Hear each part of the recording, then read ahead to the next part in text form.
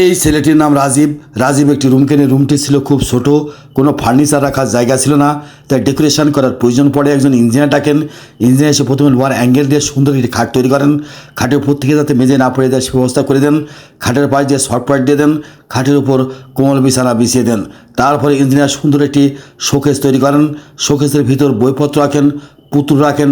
শোকেসটি glass দিয়ে আটকে দেন। তারপরে ইঞ্জিনিয়ার খাটে ওঠার জন্য সিঁড়ি তৈরি করেন।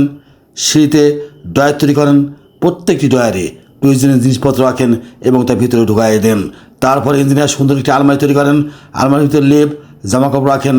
আলমারিটি গ্লাস দিয়ে আটকে দেন। তারপরে ইঞ্জিনিয়ার খাটের নিচে সুন্দর একটি শোকেস তৈরি করেন। শোকেসের ভিতর প্রচুর পরিমাণে খেলনা রাখেন। তারপরে ইঞ্জিনিয়ার সুন্দর একটি টেবিল তৈরি করেন। টেবিলের উপর পিসি রাখেন যাতে রাজীব পিসিতে গেম খেলতে পারে। তারপরে ইঞ্জিনিয়ার সুন্দর একটি শোকেস তৈরি করেন। শোকেসের ভিতর নিত্য প্রয়োজনীয় জিনিসপত্র রাখেন। তারপরে ইঞ্জিনিয়ার সুন্দর একটি বুক সেল তৈরি করেন, প্রয়োজনীয় বইপত্র রাখেন। তারপরে ইঞ্জিনিয়ার ডয়ার সিস্টেমের একটি টেবিল তৈরি করেন। টেবিলের উপর পিসি রাখেন।